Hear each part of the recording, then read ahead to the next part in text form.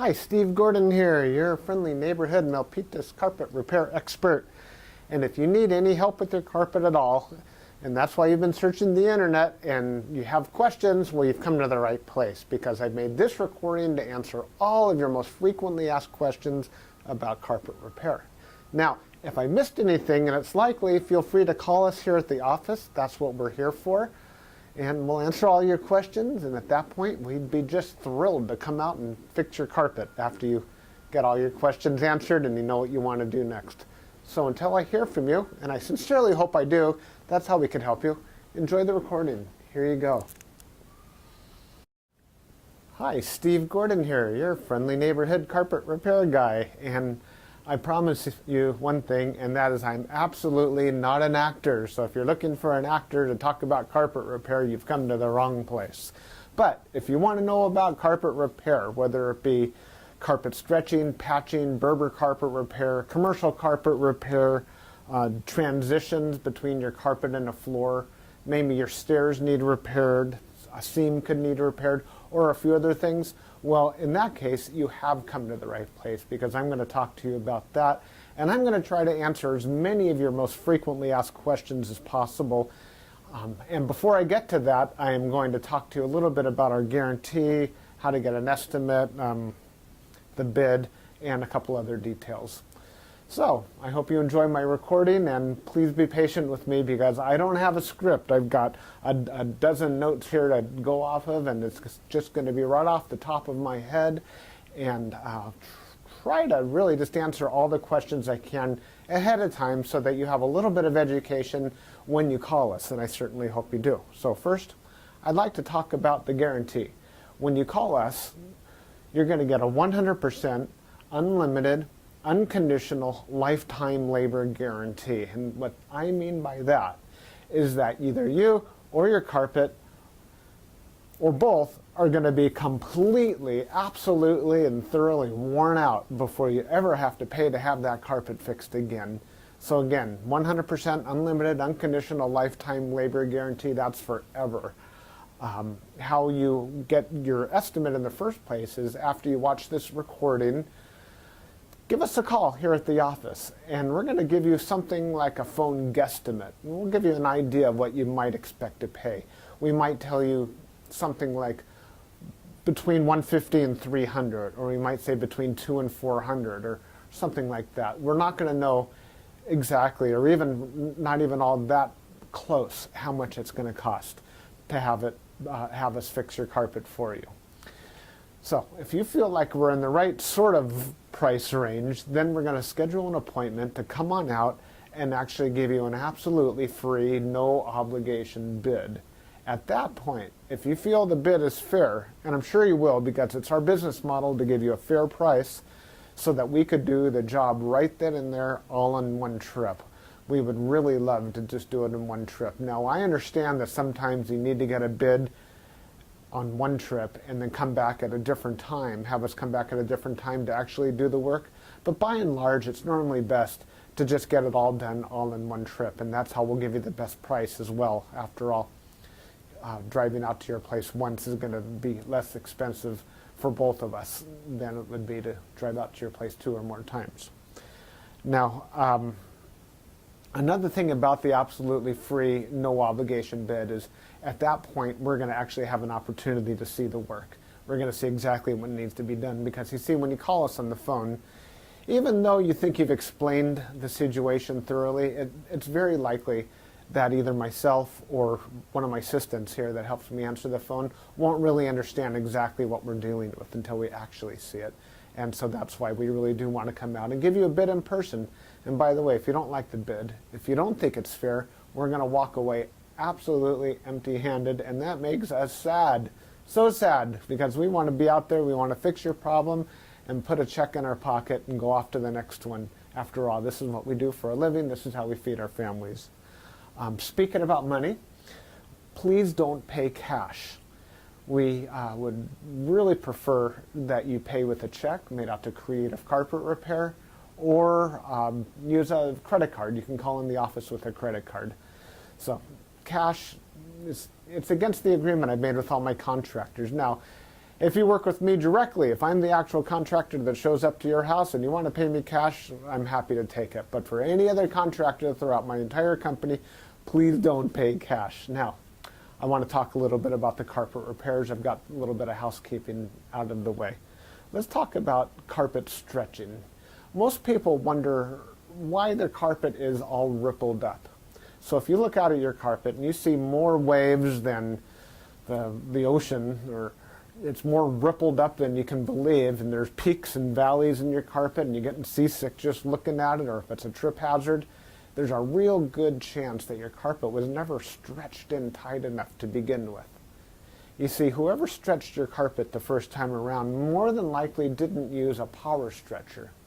Now what a power stretcher is a pole that it butts up against one wall on one side of the room, and this pole runs all the way across the room to a head that's on the other side. And when we push down on this handle, the carpet gets stretched, and it gets stretched so tight that we have no doubt at all that we're going to be able to live up to that unlimited, unconditional lifetime waiver guarantee. That carpet will never ripple up again. You have my absolute word of honor on that. And if I'm wrong, we'll do it again for no charge at all. When we stretch carpet in a room, it's always best to have the room completely empty.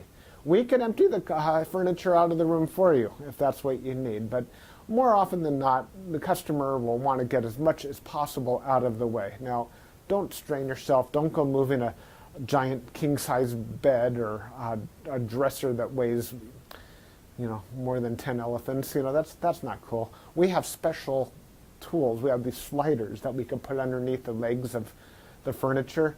So even if your dresser weighs a couple hundred pounds and is harder than heck to move, we get those sliders underneath there, and we can move that stuff around if that's what we need to do. So don't strain yourself moving the furniture. Also, if you have a king-size bed and it's just completely unreasonable for whatever reason to move that bed, quite often we could stretch the carpet in that room without moving the bed. It's a lot more work. Those poles that I spoke about, they go actually underneath the bed, so we stretch the carpet right underneath the bed to the other wall. And it's a lot harder. It takes us a lot more time and effort, but it can be done. So that's a little bit about carpet stretching. We use a power stretcher. We don't just kick it in with our little Susie Homemaker little knee kicker, and it leaves a little bit of extra carpet at the end. We cut off that excess, and you'll see how much carpet we cut off when we're done.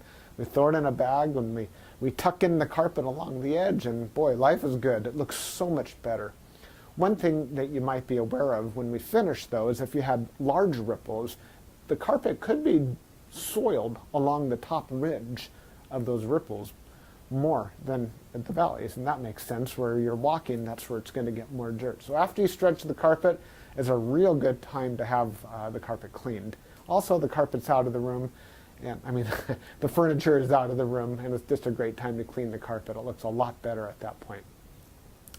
Mind you, like I said, this is unscripted, so I'm just going to talk to you about carpet repair. Now let's talk about Berber carpet repair for a minute. Berber carpet repair has rows. Well, Berber carpet has rows. And actually the word Berber carpet, or the name Berber, it isn't exactly accurate. Berber carpet actually comes from a place out in the Middle East, country or countryside, where the area is called Berber, the Berber people or something like that. Anyhow, it's a very expensive rug, Berber rug. That's the actual meaning of the word Berber rug.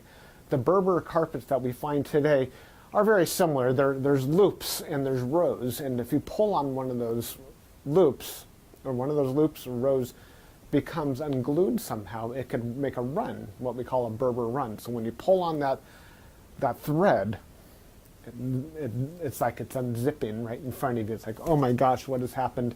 I've got this zipper run going all the way across the room. Now your higher end Berber carpet, that doesn't likely happen. It almost never does. But the lower end, middle of the road and lower end Berber carpet runs all the time. So when we fix a Berber carpet, what we're going to want to do is take out the bad area and patch a new piece in there. Sometimes we could actually weave a little bit of some new loops right into the place where that carpet is come unfurled. But more than likely, we're going to want to put in a Berber patch in that area. One reason that Berber comes apart at the seams is because the carpet was never sealed at the seams well enough to begin with. Your carpet installer that originally installed that carpet was supposed to use a latex sealer or even a glue gun or something to seal the edges of the carpet. Now, if they don't seal the edges of the carpet, that's one reason that Berber carpet is going to unfurl like crazy. So when we put in a patch or fix a Berber carpet, that area gets sealed. Now, we give the unlimited, unconditional lifetime waiver guarantee on Berber carpet as well. But mind you, just because, let's say you have a 12-foot seam and we fix 3 feet of it, that's the part that we guarantee. The rest of the seam we're not going to touch. And you may have a problem with that in the future. And that's certainly not our business to cover something we've never actually worked on before. Now, after Berber carpet patching, I'll just talk about carpet patching in general. And this includes the Berber. When you call us to have your carpet patched, the first thing that we're going to ask you is if you have any extra carpet to do the patch with. If the answer is yes, well, we're golden. We're ready to do the job. If you say no, you don't have any extra carpet to do the patch with, we'll ask, well, can we take the carpet from a closet or maybe even from underneath a piece of furniture? Because what we can do is we can take a piece of carpet from a closet and patch it right into your damaged area. And it usually works out really well. Most people would rather have a piece of carpet missing out of their closet than have a terrible, nasty area in the middle of their room where they'll see it all the time. After all, inside the closet, you usually have that covered up with shoes and old photographs and baseball bats and everything you've ever collected in your life. More about carpet patching is if you don't have the carpet to do the patch, there's really nothing I can do to help you. So you're going to need to find that carpet to do the patch with before you bother having us come out there, because if we don't have the carpet to do the patch, we're stuck. Our hands are really tied. There's nothing we can do. Now, you're probably wondering how the patch is going to look when we're finished. It's real hard to say, especially in a recording like this. So just between you and me and a million of our closest friends here watching this recording through time, that patch is likely to be visible. You see, if you take a piece of carpet that's never been walked on, it's never been soiled, it's never seen the light from the window coming in so it hasn't faded out, and you take that brand new looking type of carpet or piece of carpet and patch it in to an area that has been worn, it has been soiled, it has been faded out by the sunlight, well, certainly you're going to see the difference between the new carpet and the older carpet because it's patched right in the middle there. Certainly it's going to look a lot better than the situation you probably have right now, but patches are visible.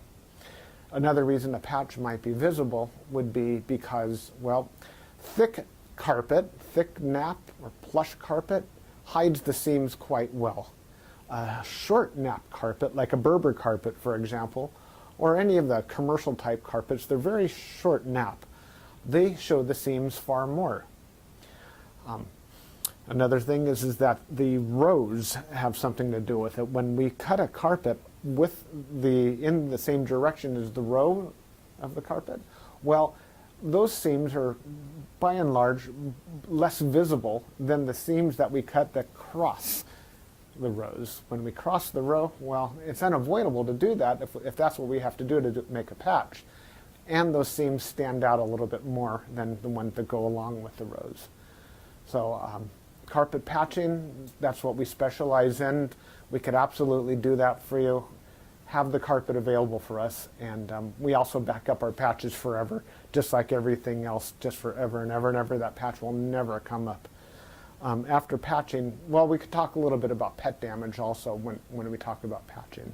If you have an animal, a dog or a cat, or I've even seen it's been a bunny or a few other animals that have actually gotten locked behind a closed door. What'll happen is they'll get that separation anxiety and they'll try to dig their way out and they'll just rip the heck out of the carpet. That's one of the main reasons we'll do carpet patching. If that's the case, well, certainly it's just like any other patch. You supply the carpet, we'll put it in. However, if that animal didn't tear up the carpet, if they actually urinated on the carpet, there's a whole other thing we can do about that, and I'm going to need your help for that. what we'll do is we're going to ask you to go to the pet store or go online and buy twice as much of a product as you think you're going to need, maybe 4 times as much, to actually kill the odor.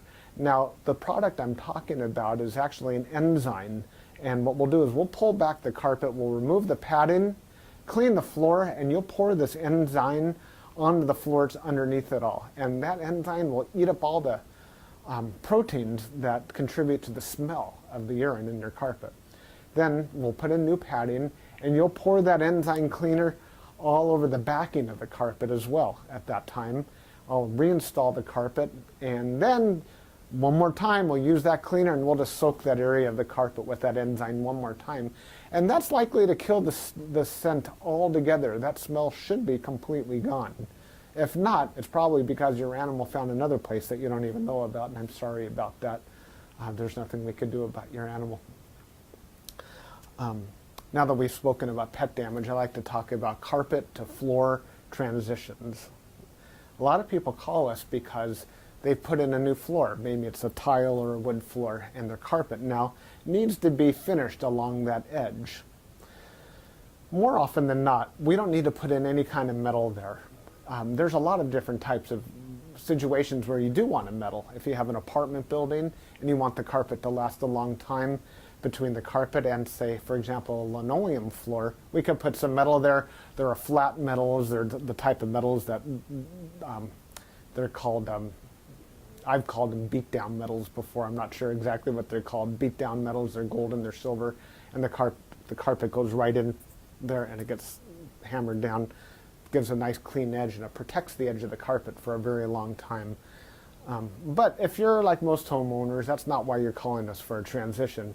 You're calling for the transition because you just put in a nice marble or travertine floor, or maybe a wood floor. And so what we'll do with that is we're going to pull back the carpet and put in a new tack strip right up alongside that floor. Now that floor is going to be holding the place as if it were a wall. So here's your floor, here's your tack strip right in front of it. We're going to pull the carpet over that tack strip and tuck it in right there.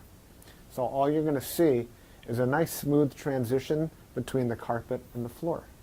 Now, many times when you put in a new floor, it's important to put in some work into the subfloor underneath, and that might include using hardy backer or some other type of material that raises the floor up even higher than it would have been.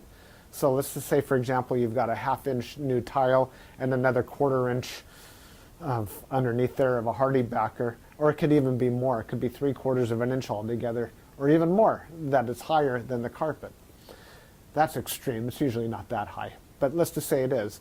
If we just bring the carpet up and end it right there, well, you're going to stub your toe against that thing. You're going to be cursing to holy high heaven every time you do that. It's just not fun at all. Trust me, it's not. You'll understand if you ever do that. What we're going to want to do in that case is one of 2 different solutions. We're going to do 1 of 2 solutions. One is we can pull back the carpet quite far and use a product like a Fix-All, which is a very fine cement type product. And we're going to feather in a nice ramped area, so we raise the level of the floor slowly up to meet it. What's great about that is the floor and the carpet will be at the same level, then you won't stub your toe. What's not so great about that is when you're walking up that little ramped area, well, you feel like you're walking uphill. There's really no way around that I know of outside of pulling out all your carpet and floating a whole new layer of concrete, self-leveling concrete on the entire concrete floor underneath. That's a lot of work. It's possible that would be the perfect way to do it if I were working on a $10 million home in Beverly Hills, that's probably what I would be doing. I would be raising the entire floor to be level with, so the carpet could be level with the floor. But here in the real world, what we'll normally do is rise it up with some Fix-All, or we could do it even easier. We could use shingles, cedar shingles. Cedar shingles are about that long, and that makes a nice little ramp up, and it normally works just beautifully. It's quick, it's easy, we can get it all done in one trip. So we're going to raise the level of the carpet right up to the level of the floor, and you're just going to be happy as can be about that. Some transitions are round, curved. Other transitions could be squared. There's 100 types of transitions out there. And if you look on the internet under carpet to floor transitions, you're going to see a lot of examples. Perhaps even on my website, you can see some other examples. And so when you call us, you can explain what you're dealing with, and that would help us with the program here. Stairs. So, do you have a problem with the carpet on your stairs? I did a job like this just today, where the cat had actually torn away the corners of almost every stair all the way up the stairway. The lady was not happy about this. My solution to this was that, well, first of all, I asked her, do you have any extra carpet? And the answer was yes. You can take the carpet out of a closet. And I told her, well, you're going to have carpet missing out of a closet. And she said, well, that's fine. You can put this carpet in the closet. So she had something that didn't match at all. And she didn't mind because, well, she just didn't care that the carpet in the closet didn't match halfway through.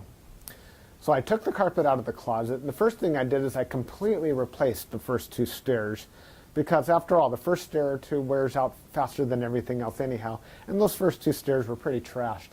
Instead of just fixing the little corners, just replace the entire stair if you can. It'll make a world of difference to have something new there.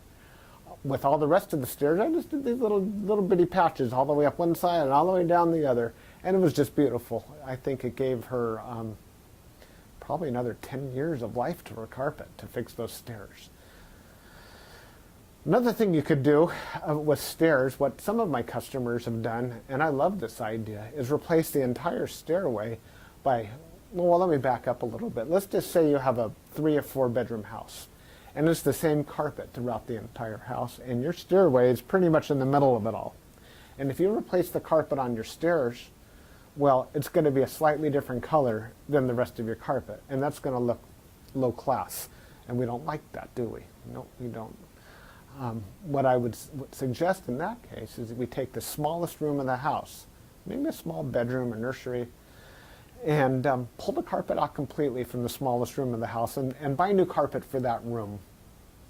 Then we have maybe a 12 by 12 piece of carpet, and we can replace the entire stairway with that carpet. That way it matches the entire rest of the house except for that one room.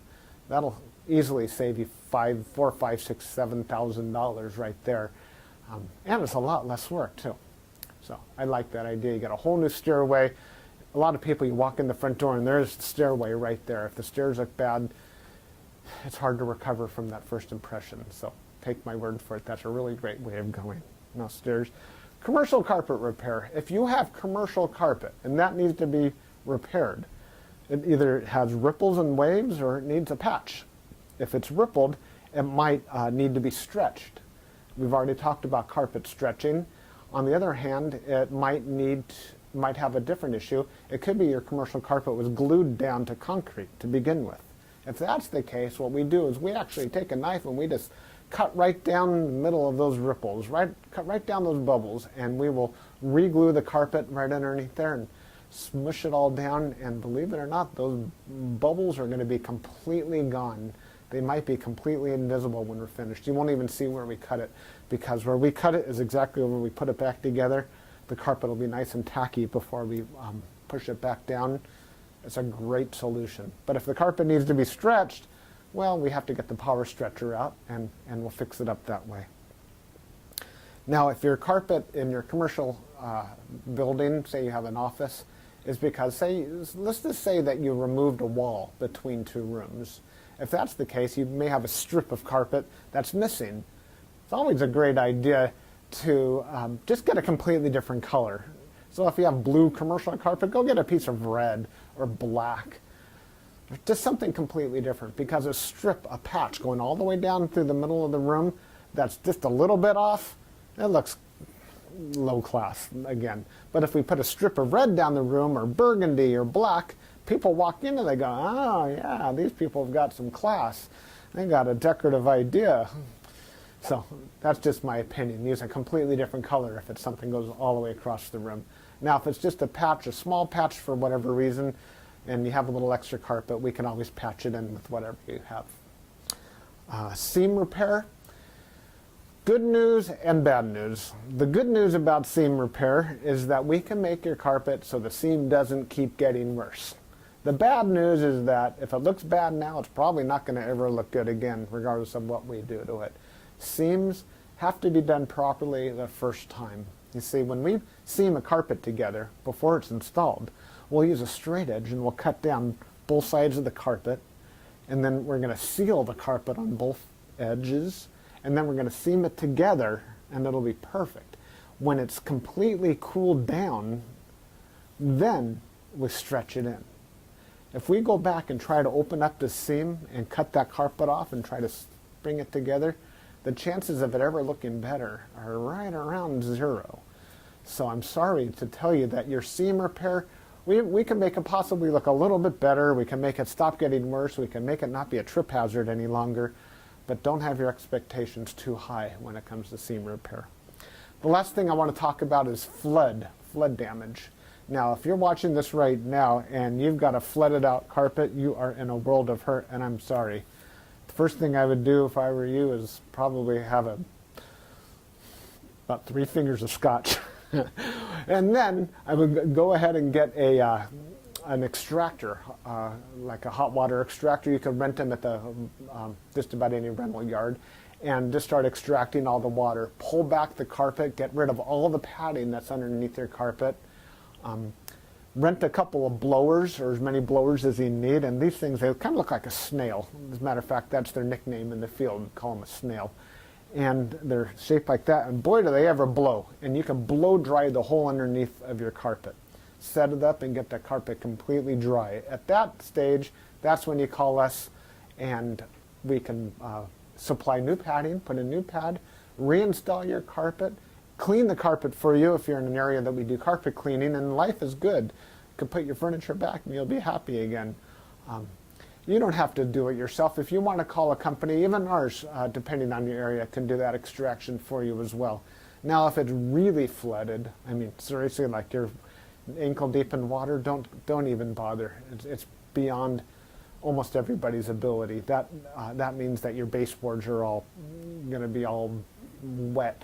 A professional company will come in, remove your baseboards, and we don't do that ourselves. They'll remove your baseboards, they'll drill holes in the wall, attach blowers to your walls, and blow dry the entire area, inside the walls and out, the carpet, the floor, the whole shebang. And then we can come in and put the carpet back down at that point. So I hope that I've answered your questions. If you have any additional questions, now that you've heard me talk for the last I don't know how long, feel free to call me here at the office. I would be just tickled pink to hear from you. If I'm not here, one of my assistants, whoever answers the phone, will be well trained and will be able to answer any questions that you have about carpet repair. And then at that point, we'll be absolutely positively honored if you would have us just come on out to your place and fix your carpet for you. And that's all I have to say. Again, I'm Steve Gordon, and I promised I wasn't an actor, and by now you believe it. I'm a carpet repair guy, and I'll be looking forward to hearing from you, so please call me. Thanks. Bye-bye.